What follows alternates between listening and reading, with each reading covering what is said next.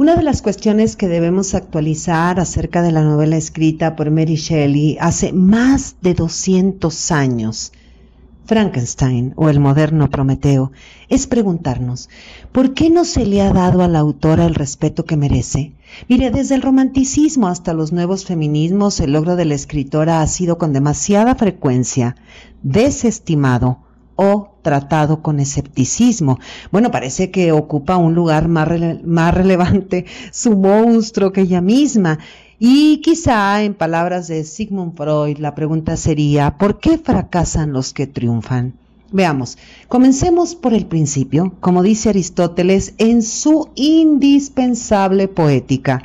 Cuando Frankenstein o el moderno Prometeo se publicó por primera vez en 1818, ¿sabe usted a quién se mira? Se mira al marido. Y mire, esto lo sabemos por biografías, cartas, diarios, publicados por varias editoriales españolas. La gente piensa en el esposo, en sus obras, en la poesía de Percy Bysshe Shelley. Un hombre complicado, como lo era todo poeta romántico, un hombre de su propio tiempo, el mismo momento cultural en el que surge el Frankenstein o el moderno Prometeo de Mary, creado, obviamente, en el mismo mundo trágico y embriagador en el que creó su marido su propia poesía. Pero 4 años antes, Percy y Mary habían huido, y esto le arruinó la vida moralmente a la escritora, es decir, fue condenada por una sociedad que practicaba todo el tiempo la doble moral. Percy estaba casado con Harriet Hesbrook y era padre de un niño pequeño, incluso la esposa estaba embarazada. 2 años después, Harriet se suicida. Y al poco tiempo, en 1816, de ese año estamos hablando, Mary y Percy se casaron, el mismo año que inició la escritura de su novela. Pues una obra que nos habla directamente, como lo hace todo mito, nos habla hoy, nos dice hoy. ¿Quiénes somos hoy? ¿Qué monstruos hemos creado y estamos creando hoy? Frankenstein o el moderno Prometeo es un mito sobre la vida contemporánea. Es una novela epistolar que ha inspirado adaptaciones cinematográficas de todos los géneros y no solo está en el cine o no solo ha estado en el cine. Hay toda una industria cultural, desde comedia de aventuras, óperas, ha influido significativamente en clásicos de ciencia ficción, cómics, disfraces, todo, decíamos, una industria cultural. Mira, incluso se ha convertido en el nombre como de intervenciones tecnológicas, biológicas, ¿no? Médicas. Y entonces vemos cómo el doctor Frankenstein y su criatura se han abierto paso en la vida moderna, porque reaparecen en nuestras fantasías, en nuestras pesadillas, en nuestras lecturas, con más frecuencia que la mayoría de los personajes ficticios o históricos. Y cada tanto, lo sabemos, aparecen nuevos Frankensteins, pues ya que el gigante, ¿no?, de cara muy cicatrizada, pues es favorito de todos y su ambicioso creador se reinventan una y otra vez. Y la pregunta es, ¿y la autora? ¿Dónde queda la autora? ¿Dónde situamos a la autora?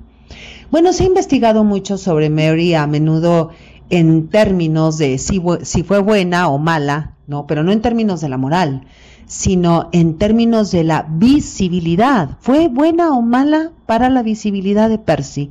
Percy era rico, era heredero de un título, incluso de baronet. Y la pregunta también sería si la creación de su monstruo, el monstruo de Mary, lo opacó a él y a los grandes escritores del romanticismo que vieron surgir su creación. Nos referimos a Polidori, Lord Byron, Percy Bysshe Shelley, el marido, y parece que esto es innegable, Me refiero a si fueron opacados o no. Y desde esta perspectiva, entre más la vida de Mary Shelley y sus relaciones con los hombres no podría ser más relevante para esta era de feminismos. Es una escritora en lengua inglesa, en pleno romanticismo inglés, que creó a dos personajes que se han convertido en arquetipos perdurables. El científico obsesionado con la investigación experimental e incapaz de ver sus consecuencias éticas y sociales, y el casi humano monstruo que crea. Es un logro asombroso, y más aún cuando recordamos que siendo niña, Mary no fue educada de la misma manera que muchas de las escritoras románticas de su tiempo, y ni mucho menos como los escritores, muchos de ellos, que asistieron a Oxford. Mary recibió casi el mayor tiempo su educación en el maravilloso acervo cultural de su padre. Fue como una especie de Atenea, de diosa, la diosa griega Atenea, que simbólicamente nació armada de la cabeza de su padre. Mary, mire, sin duda aprendió hojeando los libros de la biblioteca paterna. Bueno, le cuento. Sus padres fueron dos de los radicales más notorios de su época. Su madre, que murió de complicaciones de parto 11 días después de su nacimiento, fue Mary Wollstonecraft, autora de la primera obra escrita en lengua inglesa acerca de los derechos de las mujeres. Me refiero a Vindicación de los Derechos de la Mujer. Wollstonecraft es el apellido de la madre. Su padre fue el anarquista, filósofo, político y novelista William Golding.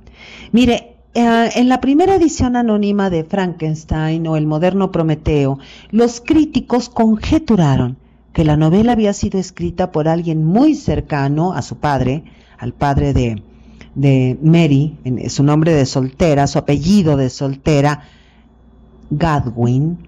Y aquí hay todo un tema, y es un tema muy, muy actual, porque hace 2 años, en junio de 2023, o ya casi 3, la revista científica de la Universidad de Oxford, y esta revista usted la puede encontrar en línea, esta revista publicó, y usted no va a creer esto, pero créalo, porque es fácil de encontrar que esta revista realizó un análisis estilométrico aplicado al manuscrito de 1918, pero estoy hablando de 2023.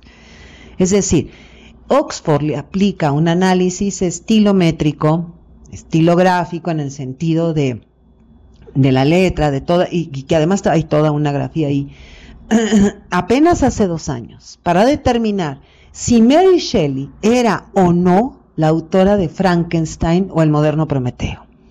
Bueno, ya dijimos que la novela se publicó en forma anónima en 1818 y se atribuyó por primera vez a Mary Shelley en una traducción al francés en 1821. Esto es tremendo, Bueno, desde su primera publicación hasta, lo sabemos, lo acabamos de decir, 2023, fechas muy cercanas, pues se han hecho varias afirmaciones que sugieren que Frankenstein fue escrita por el esposo de Mary, es decir, Percy Bysshe Shelley.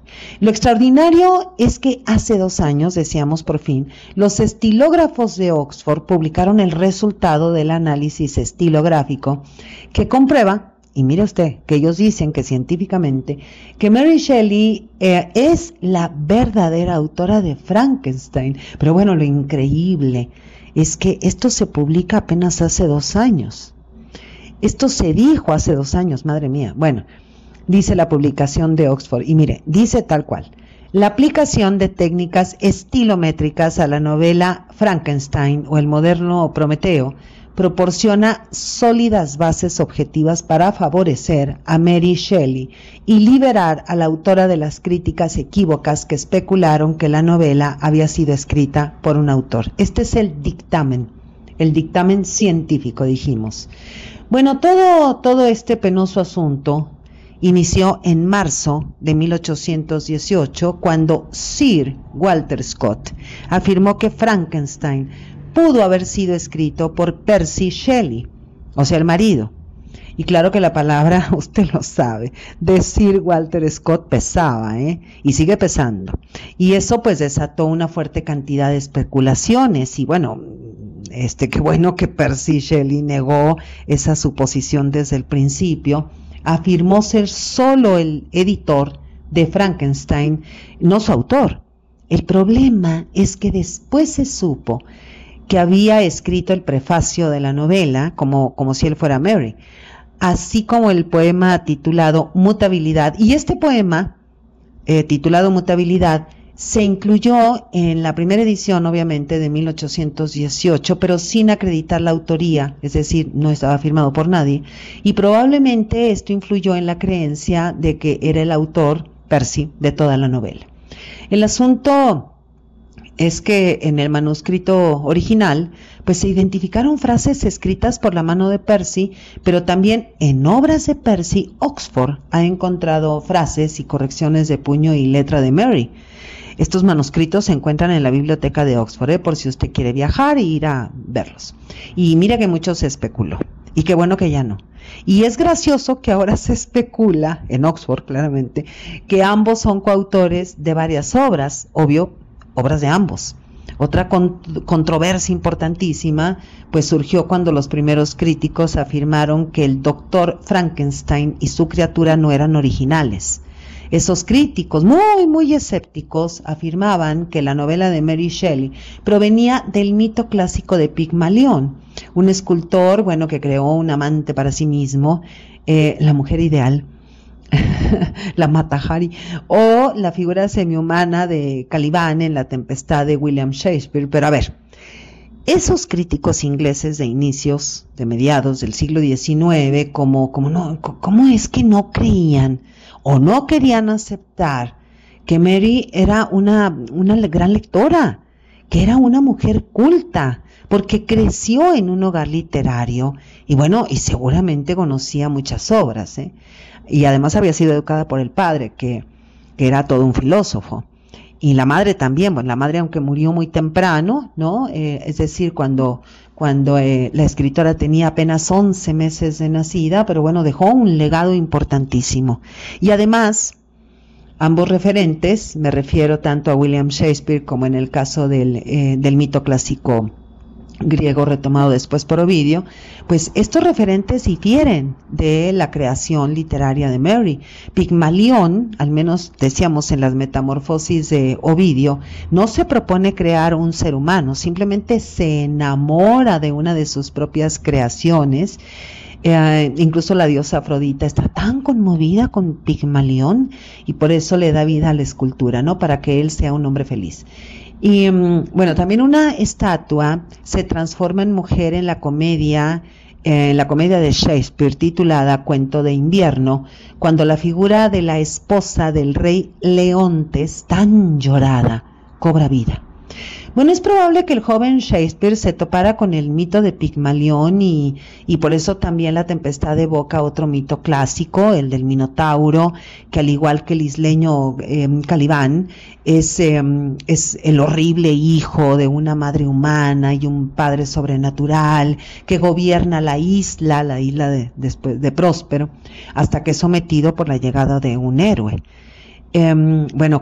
Así como usted ve, si mira bien, ninguno de estos personajes podría ser claramente, de manera evidente, precursor pues del ambicioso joven doctor Frankenstein de Mary, que busca crear al humano perfecto, pero no lo logra. Por eso es una novela del fracaso. Frankenstein es una de las grandes novelas del fracaso. Y esto de las novelas del fracaso también es un gran tema, porque quien inaugura el tópico es Cervantes en Don Quijote, que probablemente Mary también leyó. Y en ambos libros el fracaso es visto con compasión en el contexto de la dignidad humana y de los ideales. Entonces Frankenstein, por otro lado, es retratado como el resultado destructivo de la extralimitación, cosa que no sucede en el Quijote, obviamente. El retrato que Mary hace del fracaso como el corazón oscuro de la arrogancia, exactamente contrario, ¿no?, al fracaso del propio Don Quijote, está expresado en términos tan fuertes que parecen casi religiosos. Y sabemos que Mary, esta joven idealista, hija de un exministro disidente, creía que el bien y el mal eran una cuestión de hecho, no solo de opinión. Por eso es que vemos que la apasionada súplica, ¿no?, del monstruo por la justicia es muy conmovedora, pero no es un sermón. Mary nunca tuvo la oportunidad y nunca quiso ser una mojigata, una mocha, ¿no? Imagínese, es hija de un anarquista y de una feminista. Incluso mientras escribía lo que se convertiría en su primera novela, había comenzado años de dura censura de la vida privada de una mujer que hoy se denominaría mujerzuela. Qué cosa más horrorosa y tremenda. Mary había sido condenada al ostracismo por su familia y amigos por fugarse con Percy, un hombre casado en ese momento, y fue objeto de burlas por parte de sus conocidos, y como ya se dijo, la pareja se casó después de que la primera esposa de Percy, es decir, Harriet, se quitara la vida. O sea que esta pareja de Percy y de Mary, pues fueron considerados tan juzgados, ¿no? Tan desprestigiados como malvivientes e inmorales, que en una decisión de juicio, bueno, sin precedentes, y que el suegro, ¿no? Llevó esto a juicio, pues se les negó la custodia de los hijos de Percy, ¿no? De su primer matrimonio. Y además, bueno, incluso en años posteriores, Mary asistiría a un sermón en su contra. Descubriría que su esposo, años después, era visto como presa fácil por otras mujeres, y sus suegros, además, hicieron campaña para quitarle a su único hijo sobreviviente. O sea que Mary fue una mujer muy condenada al ostracismo por sus relaciones, y además frenada como escritora, excluida del mundo por sus relaciones, restringida como creadora. Y aún así, por sincera y cautivadora que sea, su postura moral no es lo que hace que Frankenstein parezca tan contemporáneo. Tampoco lo es su tecnología de principios del siglo XIX. Mire, Mary imaginó primero una combinación de matemáticas y alquimia, o quizá mucho más de alquimia, ¿no? En la primera edición de 1818, y luego, bueno, va a recaer esa combinación en las matemáticas y en la electricidad, ya en la edición revisada por ella misma, de 1832, donde, bueno, anima, ¿no? Su cadáver, el personaje, ¿no? Del cadáver, lo reanima como a retazos, ¿no? En la novela, bueno, vemos que el mito impulsa a la tecnología y no al revés. Esta parte es muy importante, esto hay que tomarlo mucho en cuenta, y quizá aquí tendríamos que preguntarnos si las obras de ciencia ficción tienen como antecedente un mito. Diríamos que sí. Frankenstein nos muestra que la aspiración y el progreso son indistinguibles de la arrogancia hasta que algo sale mal. Y de repente vemos con demasiada claridad la confusión entre qué es un esfuerzo razonable y qué es una extralimitación. Y Mary conocía a profundidad la extralimitación, la transgresión. Cuando escribió su clásico, Mary era consciente de que el hombre con el que se había casado, pues era un extralimitado emocional, bueno, ya está como poeta, a pesar, bueno, de la riqueza de su familia. Percy solía estar todo el tiempo endeudado, por ejemplo. Fíjese que durante el primer embarazo de Mary, Percy la presionó para que tuviera relaciones sexuales con su mejor amigo, pues para que se practicara, ¿no?, el amor libre. Mientras que Percy vivía su propia y muy prolongada relación romántica y sexual con la hermanastra de Mary. Bueno, esto ya parece chisme literario, bueno, además de que lo es, pero aquí lo importante es, en un momento más le digo por qué le estoy contando todo esto, ¿no? Y esa relación entre Percy y la hermanastra de Mary, Fanny, que se llama Fanny, la hermanastra, pues obviamente había comenzado desde el momento de la fuga de la pareja, porque ella se había fugado con ellos, ¿no? Bueno, además, mire, para un supuesto escritor que se decía que era Percy, pues él había publicado muy poca obra. Y por diarios y por cartas sabemos que Mary, incluso por documentos, sabemos que Mary dedicó mucho tiempo a revisar la obra para que Percy la pudiera enviar a las editoriales. Pero cuidado, y aquí viene la explicación de por qué le conté todo lo anterior, ¿no?, que parecía anécdota literaria, porque Frankenstein o el moderno Prometeo no es una autobiografía. No tiene rasgos autobiográficos, siempre sabemos que están ahí de alguna manera, ¿no? Pero no debería ser considerada una autobiografía, y se lo digo porque hay infinidad de críticos que así lo creen y lo afirman manipulando la novela. Ante todo, es una obra que plantea la pregunta: ¿hasta dónde es demasiado lejos? Y mire que esta pregunta está en el corazón mismo de la modernidad, de la posmodernidad y de hoy, de ahoritita. Y vista así, es una novela donde Mary disecciona la hibris, en griego, hibris, es decir, la arrogancia científica, el abandono y la culpa creadora. Hay en la novela un dilema moral y por tanto hay una tragedia filosófica. Mire, yo no le miro por ningún lado la etiqueta de ciencia ficción. Aquí me regresé un poquito porque tenía yo que aclarar esto y tomar postura. Aunque hay muchos críticos que así lo creen. Bueno, yo no les creo. En tal caso, es una novela gótica, lo sabemos, que nace en el seno del romanticismo, y sabemos que los románticos, Mary, obviamente entre ellos, estaban inclinadísimos hacia el progreso, hacia la esperanza en el progreso. Además, Frankenstein o el moderno Prometeo fue publicada a principios de la era clásica de la modernidad. Entendamos por modernidad el romanticismo. Bueno, mire, la novela de Mary Shelley, aunque nos ayuda a definir muchos términos de hoy, incluso decíamos como abreviatura de la forma en que nos experimentamos en un mundo de creciente complejidad artificial. Eso de la inteligencia artificial tendríamos que pensar y repensar, ¿no?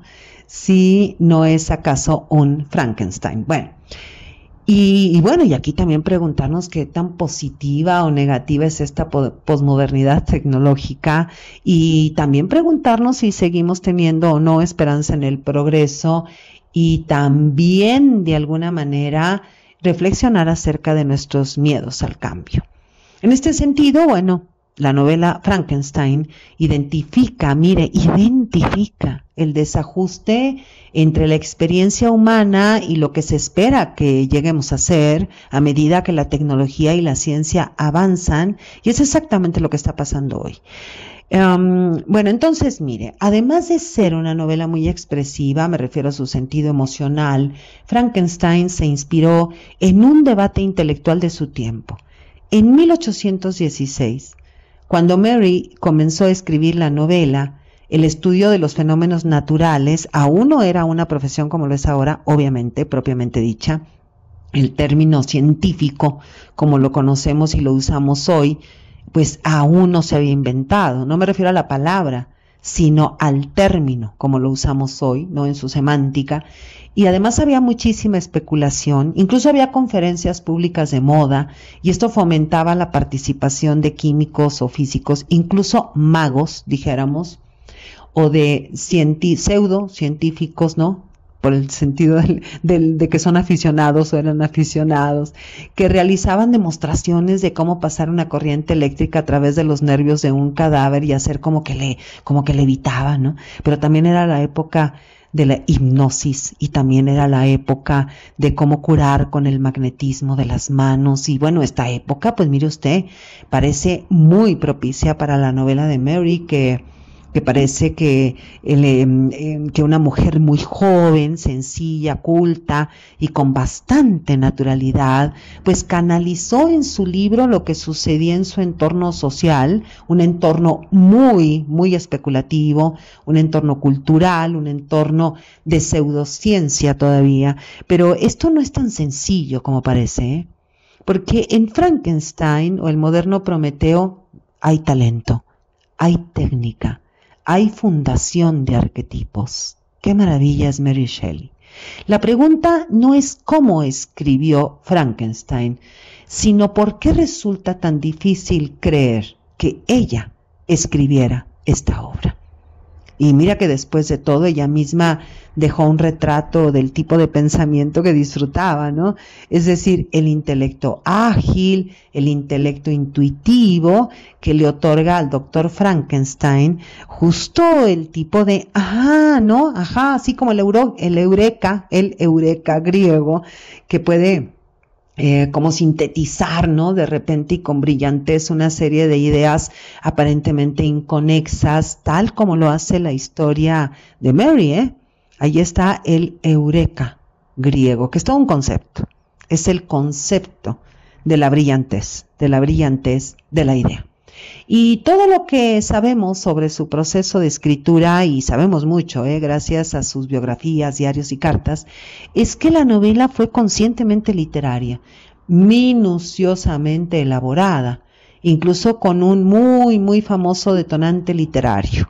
A ver, le cuento.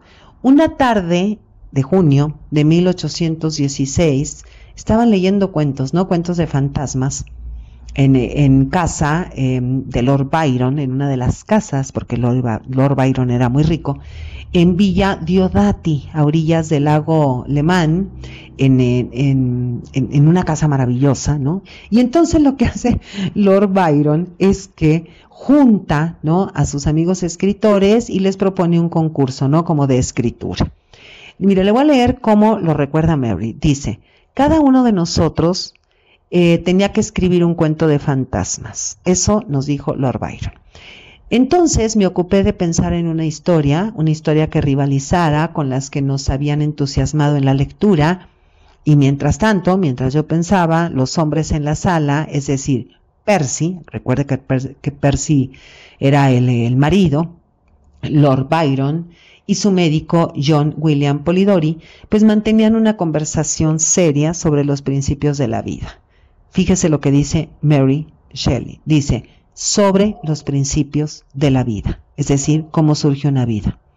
Bueno, parece que a nadie, y nos referimos a quienes dijeron que era poco creíble que Mary era la autora, ni tampoco a estos escritores que estaban ahí, ¿no?, conversando en Villa, en esta casa de Lord Byron, Villa Diodati. Pues bueno, ¿cómo es posible que no se les ocurra que Mary, que ya había dado a luz 2 veces y que había perdido su primer hijo a los 12 días, probablemente sabía muchísimo más que ellos, sobre los mentados principios de la vida, mucho más, sabía más que cualquier otro de los que estaban presentes? Bueno, Mary completó gran parte de Frankenstein mientras vivía en Bath, en una época en la que Percy solía estar muy ausente. En 1816 fue un año tempestuoso en el que tanto su hermanastra Fanny, a finales de ese año, su hermanastra Fanny, como la que había sido esposa de Percy, Harriet ya de apellido de casada, ¿no?, cuando estaba casada, Shelley, estas 2 mujeres se suicidaron. Y además nace la hija de la hermanastra de Fanny que tuvo con Lord Byron. Mary se casa legalmente con Percy, queda embarazada por 3ª vez. Y mire, no es de extrañar, entonces, que la novela esté tan llenita de perspicacia y al mismo tiempo de comprensión, pero sobre todo de compasión. Me refiero a las ansiedades maternas por crear un humano perfecto. Pero tampoco no es una autobiografía este rasgo.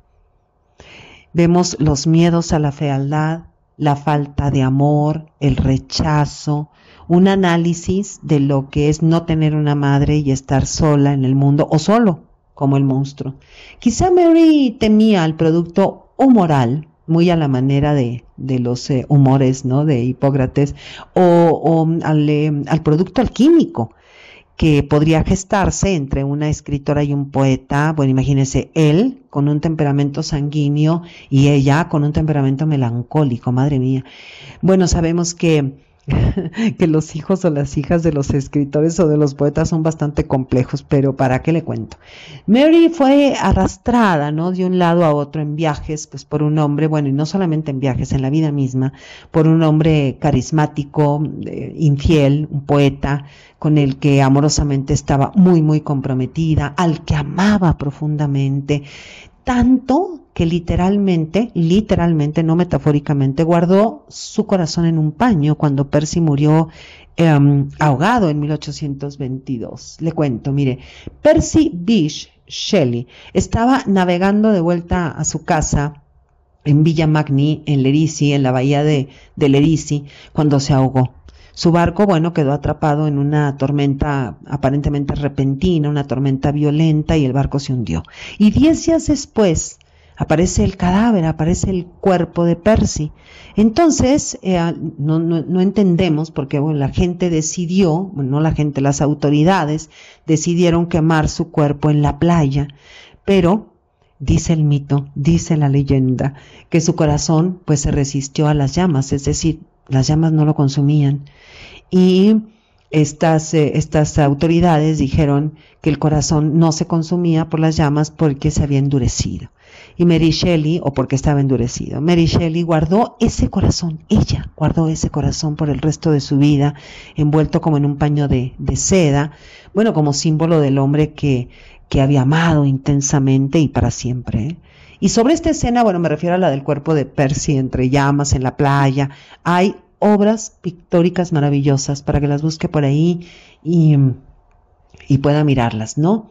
Bueno, Mary enviudó justo antes de cumplir 25 años y descubrió que la mayoría de sus amigos no querían saber nada, pero nadita, de alguien a quien consideraban una mezcla como de escritora y transgresora, una mujer, bueno, para muchos, que había provocado 2 suicidios, el de su hermanastra y el de la primera esposa de Percy. Una escritora que era hija de una anarquista y una feminista, una escritora radical, una escritora que se había fugado de su casa a los 16 años, que había perdido hijos, que guardaba el corazón de su esposo en un paño. Y bueno, Mary, después de mucho, ¿no?, regresa a Londres, pasa décadas siguientes, ¿no?, a duras penas, media muerta de hambre, medio en la miseria, pues consiguiendo una pensión para su único hijo superviviente, y aún así, la tenaz sobreviviente Mary se mantuvo a sí misma y ayudó a su hijo a acceder a Oxford, y lo logró gracias a sus escritos. Mire, la mayor parte de los cuales tuvo que publicar en forma anónima. Y estos archivos están en Oxford, y esos archivos están llenos de pruebas de sus intentos fallidos de presentar sus obras a las editoriales, firmadas con su nombre. Y mire y esto es tremendo porque no podía acceder, las editoriales la rechazaban y entonces tenía que publicar de forma anónima. Nos estamos refiriendo a lo que vino después, ¿no?, de Frankenstein, o el moderno Prometeo. Bueno, esto es muy difícil de imaginar, que un autor, es muy difícil imaginar que un autor, me refiero a un autor masculino, que hubiera tenido el éxito popular, un éxito popular y crítico, similar al que tuvo la novela de Frankenstein o el moderno Prometeo, fuera rechazado de forma tan constante y tan tajante por las editoriales. O sea, esto no lo podemos creer. Porque si el autor hubiera sido Percy, ¿usted cree que hubiera sido rechazado después del triunfo de Frankenstein? Bueno, imagínense nada más. La autora rechazada por las editoriales, la autora de Frankenstein, este novelón, gigantesca novela. Bueno, es que Mary era más famosa en los círculos literarios por su relación escandalosa con Percy que por su novela. Y hoy pesa más la novela que su genial autora. Por otro lado, Mary nunca disfrutó de las libertades de sus contemporáneas, por ejemplo, las Brontë o George Eliot. Incluso después de Frankenstein o el moderno Prometeo no fue leída. Imagínense, pues si fue rechazada por las editoriales, ¿no?, publicaba anónimamente, no fue reconocida como escritora. Esto es totalmente injusto, sino que siempre fue juzgada como mujer. Y bueno, tremendo. En una página de su diario, del diario tiene varios, de los diarios de Mary Shelley, fechada el 21 de octubre de 1838, Mary escribió: ser algo grande y bueno fue el precepto que me fue dado por mi padre, pese a mi incapacidad para escribir filosofía radical para la buena causa, mi total falta de amigos, mi horror al juicio y mi incapacidad para destacarme sin ser guiada, apreciada y apoyada. Todo esto me ha hundido. Como mira usted, Mary fue obligada a sentirse inferior por el juicio moral que la condenó. Hoy, Mary Shelley debe ser reivindicada. O, si le quitamos el reivindicada, porque no sería volver otra vez, ¿no?, sino tendríamos que reconocerla, quizá por primera vez. Siempre, quizá por primera vez. Porque tenemos que darle valor a la autora de una novela tan leída. Debemos hacerla crecer más, hacer crecer más a esta escritora, hacer crecer más a Mary Shelley, o por lo menos a la misma altura que su monstruo, más que su doctor Frankenstein. Es la escritora que dio a luz mitos perdurables e influyentes en nuestro tiempo. Soy Margarita Díaz de León, Literatura en Espiral.